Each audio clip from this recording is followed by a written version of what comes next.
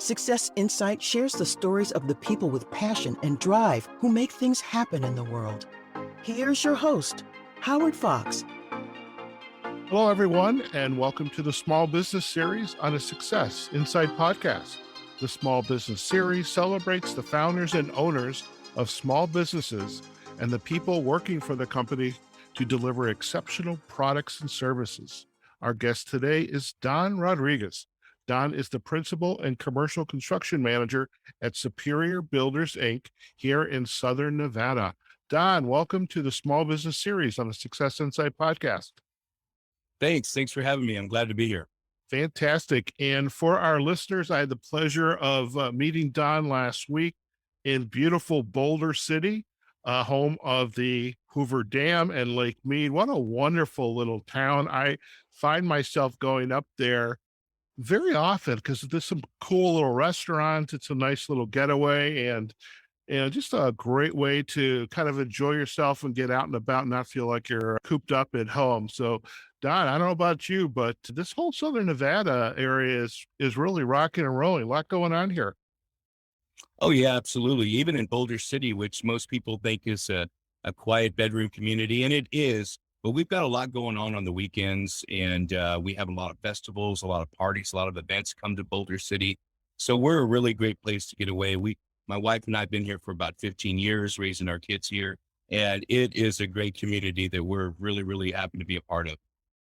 Fantastic. And for our listeners, I would really love if you could, share a little bit about your background. Maybe I'm sure they would be interested in what was your first job when the parents kicked you out of the house and said, Don, you got to go make some money here.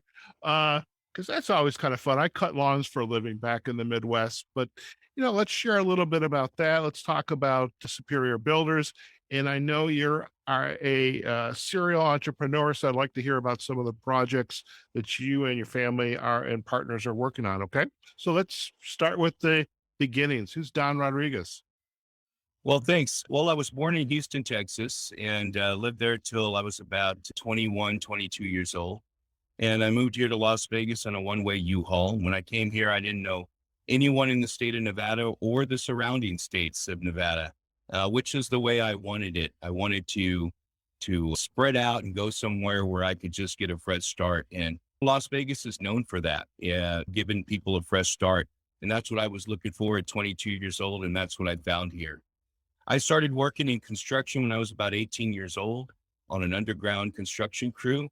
And it spoke to me, what always spoke to me about the construction industry. It's hard work, no doubt about that. But what I've always enjoyed about it is that every day is different. Even if you're on the same project for a year, every time you walk onto that project, it is different than the day before. And that really interested me. I didn't like just a mundane daily work thing. So I was never interested in sitting down and just doing the same thing every day. And I did a lot of that for many years, but I wasn't always thrilled with it. So I really liked the construction industry about that. And that's basically been my bread and butter ever since, working with my hands, working with people, building things. It's a very fulfilling job. So I've always loved it. Okay. So what is exciting about construction here in Nevada, Southern Nevada? And I'm asking this, and I don't want you to think, why is he asking me this question? Look outside, dude. There's casinos everywhere. But what is really unique about the construction industry for you in Southern Nevada that it's these are some really cool projects that I've been working on? Yeah, I tell you what, one of the most unique things about our market in Southern Nevada is its affluence. Everybody here has money. We joke about that in other markets, maybe LA, New York, but Las Vegas, for our market size, the net worth, I don't know what it is. I'd be curious to find out what the average net worth in Las Vegas is. I would venture to bet it's much higher than most markets comparable to our size. And the reason I say that is we've worked with developers for so many years. And before I became my own contractor, I worked for these developers, Focus Property Group, Rhodes Homes, just to name a few. And it would always be a thing, well, I've always get questions even to this day. Well, can we pay somebody to make it go faster? Can we get an expedited review from the county? We've got money. Money is no object. And what's so funny about that is I've heard that statement, money is no object, since I landed here in Las Vegas. So that makes things interesting because people have the means and the resources to do a lot of things in Las Vegas. And even now, I'm excited about the future for Las Vegas because as we see lots of businesses and lots of people relocate from California, they're bringing to the Las Vegas Valley an influx of cash. They're cashing out their assets in California and they're moving here. We see a lot of that going on right now. It's put food on our table for the last 3 years solid, and I don't see it slowing down. And our housing market is an indicator of that. So I'm excited about the future of Las Vegas. I love working here, not just because everyone has money, but what I meant by that, and not to be miscommunicating something that sounds a little bit greedy, but what that means in terms of money, what that translates to for us as a contractor is great projects. Just we build warehouses, we build custom homes. We really have two sectors, commercial construction and residential construction. In residential construction, we focus mostly on luxury custom homes. And then in commercial construction, we focus on anything that is at least has a $150,000 budget or greater. On the custom home side, we will build your custom home as long as you have $1 million budget, and that does not include the lot. So we build very high-end homes too. It probably goes without saying with that budget line. Sure. Now I have to ask this, and I live in Henderson, not too far from the Green Valley Casino. Mm-hmm. And there's one of my favorite hamburger carryouts is on Horizon Ridge. And as I drive down to it, way up on the hill is this humongous home, white home, glass. And I'm thinking, that's had to have been a cool home. I wonder who lives there. Doesn't really matter who lives there. I could imagine what it took to build a home like that. And I guess that would be my question. How do you build a home on a hill that it's quite a distance up on that hill? How does someone, your company, how do you actually execute a project like that? How long does it take? A typical luxury custom home up in the Henderson foothills, that's exactly where we are. We're in McDonald Highlands in Escaya, and we have several projects underway in both of those neighborhoods. And a typical lot there costs about $1 million right now for I would say that would get you about 120 foot, 140 foot deep lot by about 70 foot wide or so up in those hills. And so it's really high end if you can relate to those kinds of numbers. But it takes about 14 months to build a luxury custom home like that. And it really depends. That's impacted as well by the grading of the project. So a lot of times what they'll do is they'll give you a lot on paper. They'll draw the lot lines on paper, but when you go out in reality, your lot's like this, still at an uphill slant or a downhill slant. And what we do in that situation is we cut half of the lot out and we turn that dirt, put it into the fill spot, and to create a level graded lot to build on. It's not easy. Right now, the master plan community of McDonald Highlands, for example, they are cutting new lots every day. So they have these massive grading operations and blasting. They're blasting into the mountain, creating new lots every day. I think just last week they released another 10 lots for sale, and they were gone. Wow. That's amazing. It is. And they're working at breakneck speed, and so are we. But to answer your question, it takes about 14 months to build a luxury custom home. And a lot of that work goes into exactly what you said, the grading, creating a flat level lot on which we can build. Sure. Another question I have is, and I came from the Midwest. I grew up in the Detroit suburbs. I lived in Chicago the other half of my life. And then I came out here for an opportunity. Love it out here. I'm not ready to lay down $1 million for a home and buy the lot. Who knows? Maybe that'll change. Okay, that's a whole other issue. However, and I was out in Lake Mead 2 weeks ago, And I was looking at, I forget which harbor it was that had a lot of the boat slips, and there were the houseboats. And I was noticing that the water level, they'd had a stick in the ground with a sign said, "This is the water level of 2021. This is the water level at 2018." And then I see homes being built, people moving here. It seems like there's this idea that water, I mean, you have to have water in these homes, whether you're cooking, cleaning, the showers, maybe even the pool, who knows? I'm sure there's technology to kind of recycle the water for the pool. I digress. But if people are moving to Nevada, Southern Nevada here, you're building these wonderful homes, but then the lake that we get all our water from, it's shrinking. That water supply is going down. How does a business like yours help their customers either navigate what is reality, what we should be doing or shouldn't be doing, versus here's something we have little control over, which is the water. Yeah, it's a big concern of mine, and I'm glad you brought it up because I find myself more and more talking to people about it every day.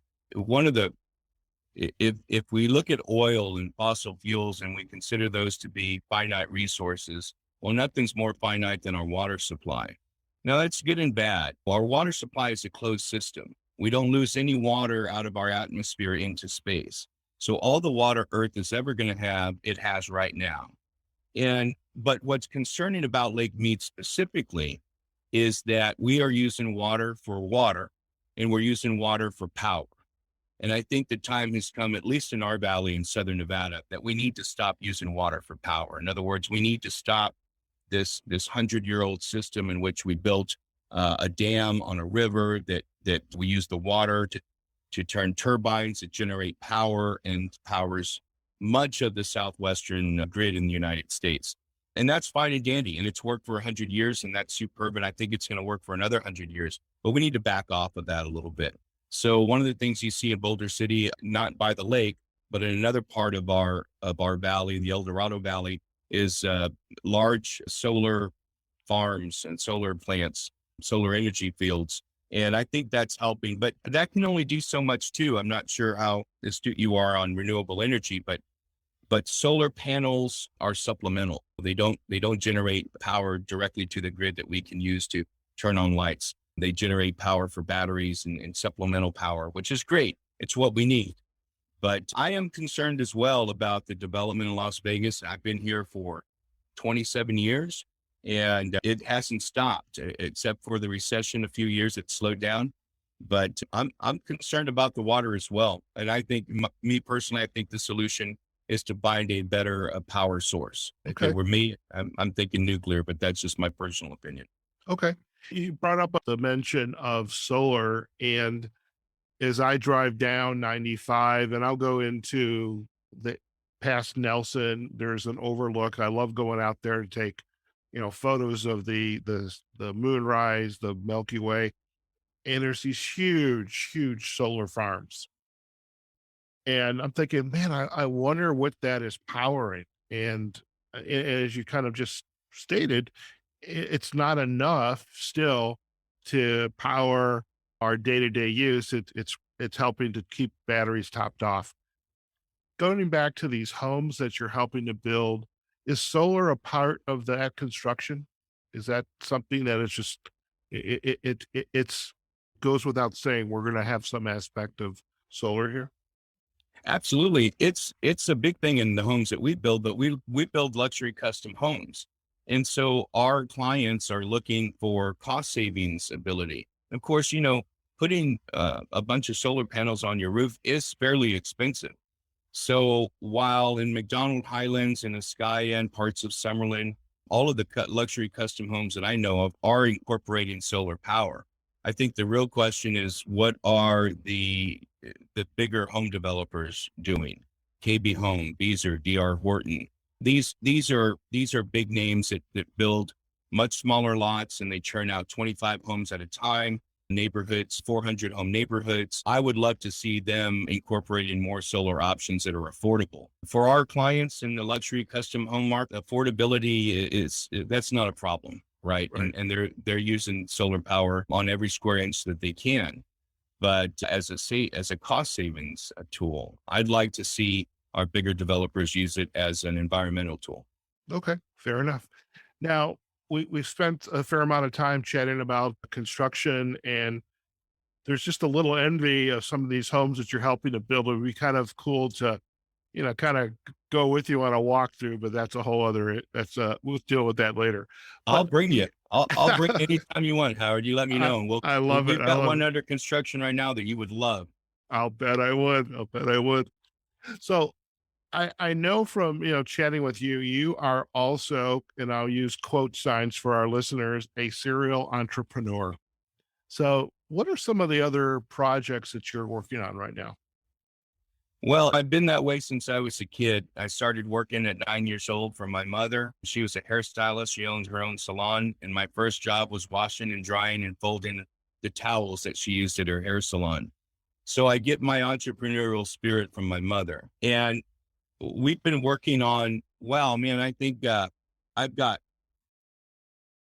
under my wings, I've started 6 different businesses over the years, maybe 7. 3 of them have turned out great. Obviously, Superior Builders is going very well for us, and but we've also had some ventures that crash and burn, and that's to be expected.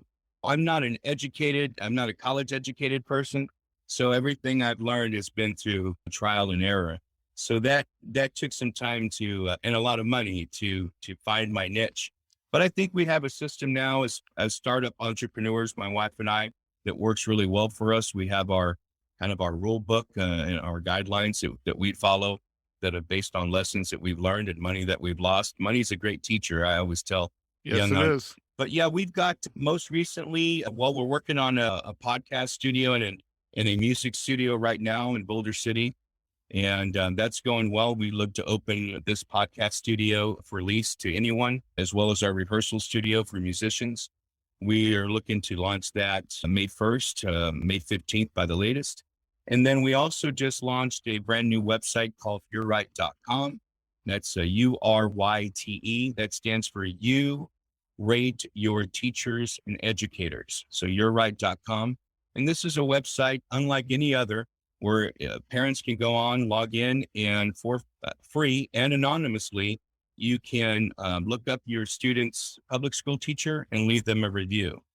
And our goal behind YourRight.com is to create a concierge education platform. And that's a brand new concept. As a matter of fact, we trademarked the phrase concierge education along with EGPA, which stands for Educators Grade Point Average. But our concept long-term on that website is to create an online platform in which any child in America has access to the best school teachers online. Obviously, step number 1 is identifying the best school teachers in America. So that's what we're doing right now. We just launched that, and it's going well, actually. So we're excited.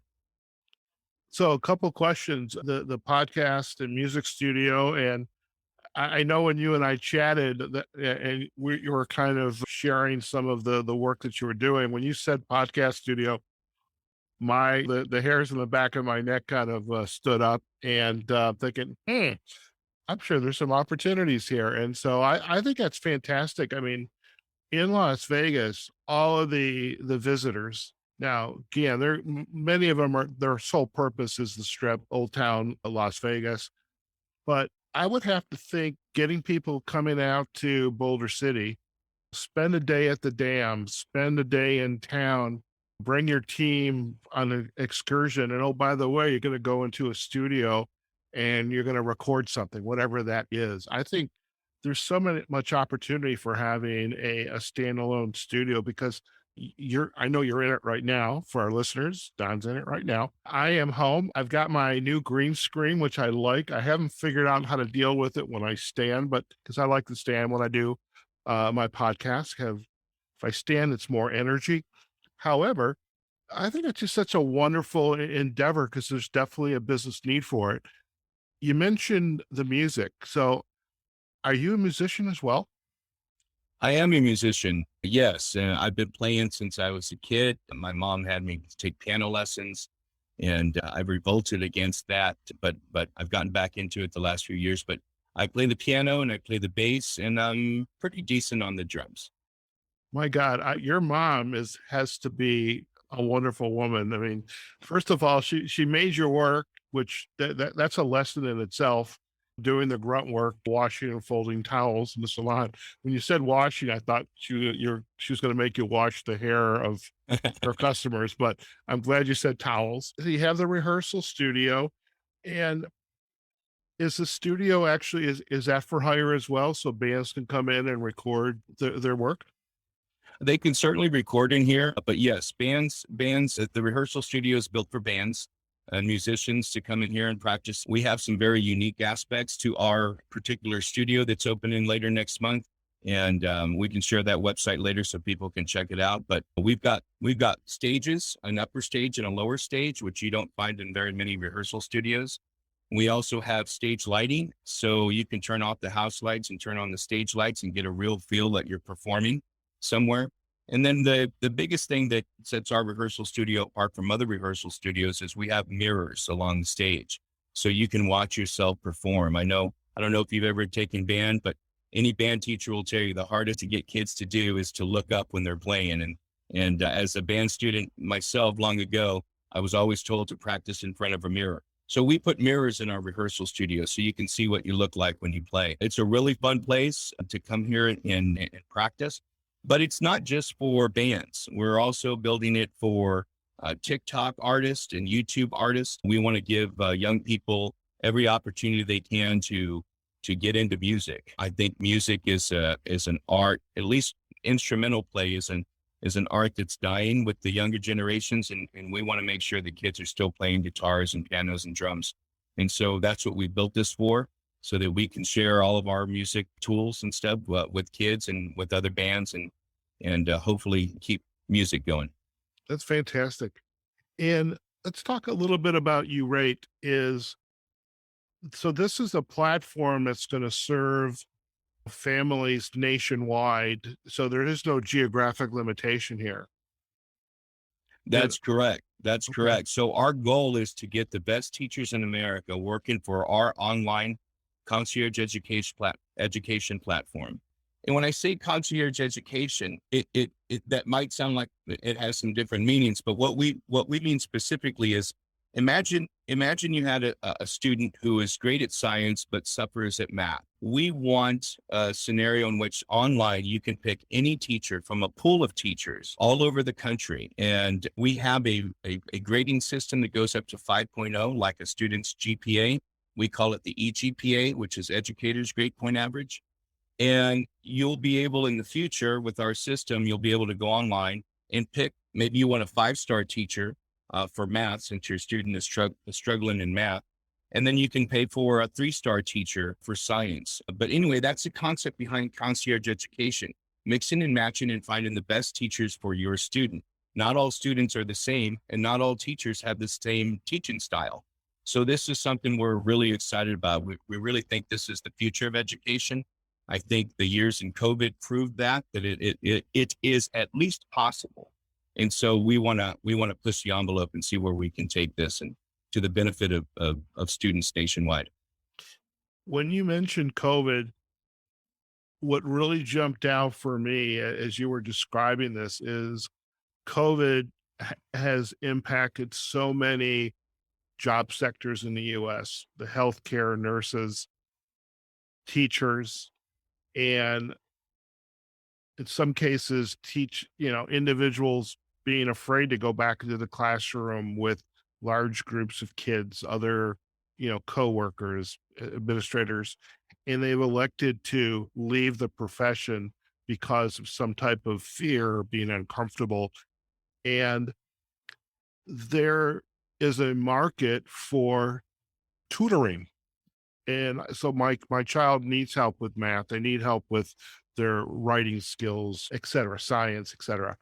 And I think I definitely can see how this could be a game changer because I still want to have an education. I still want to get good or maybe I have an interest in a specific area and I need that extra little bit of support to help me take whatever I want to do to the next level. So definitely can see lots of opportunity there from my vantage point. So I love this the diversity of the work that you're doing, the construction, the music, the podcasting, the music rehearsal studio, and you rate. And it's wonderful. Is so many of us did one thing and that's all we did. And I think just as a result of living and meeting people in conversations, it's refreshing to kind of meet others who maybe have a non-traditional kind of path and how they're pursuing their livelihood and what interests them. So I love that. So thank you for sharing that. Well, thanks. And for any young entrepreneurs out there or people just starting out, I'll tell you where we got that concept from of doing multiple things. Recession hit. My wife and I were 100% in construction. That's all we did. And we were wiped out financially and emotionally. Construction in Las Vegas went from boom to absolutely zero. I know it sounds like an exaggeration. For a few years there was literally no construction in Las Vegas going on other than roadways and bridges. Now, the government calls that infrastructure. I can tell you infrastructure is great. We support it. But there's never a slowdown in roadways and bridges. And if you spend any time on the road, you'll know. Okay. But so we were hit pretty hard financially. And coming out of that, my wife and I decided that we were going to put our eggs into some different baskets. So if another recession hit, we would never be caught with just one source of income.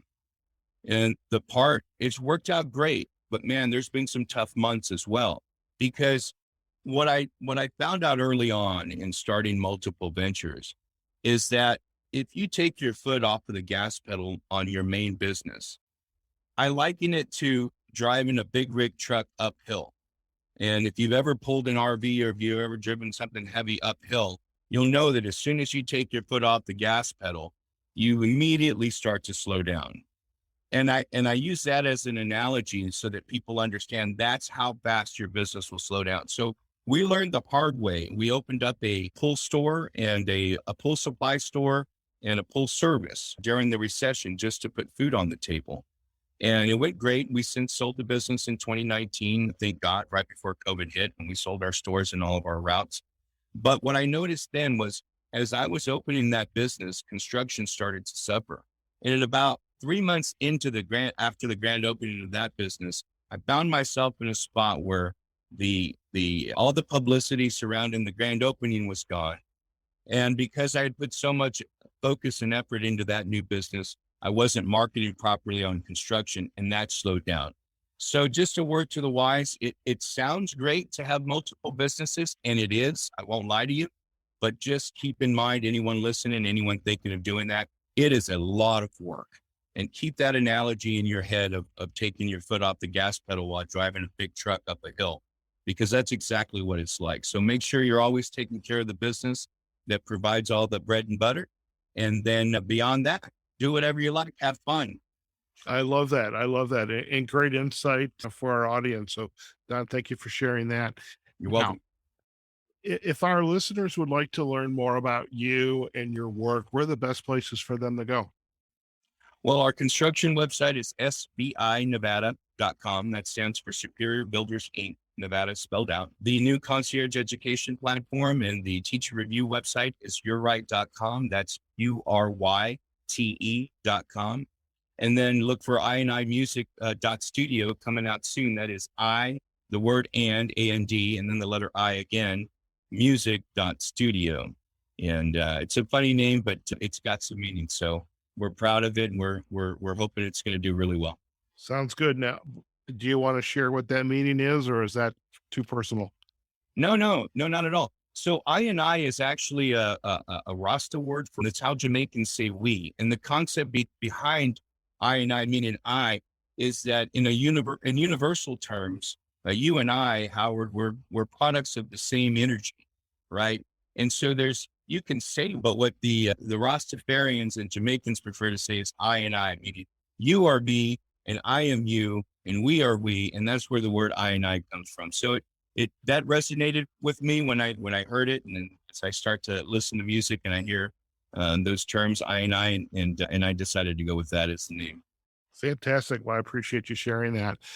Don, it has been a pleasure to have you on the Small Business Series on the Success Insight podcast. And I know when you and I were chatting last week, something clicked and it had been on my mind, but I thought, my God, if I get Don on, this is going to be my first small business series episode, because I think there's definitely a need for small business owners, entrepreneurs.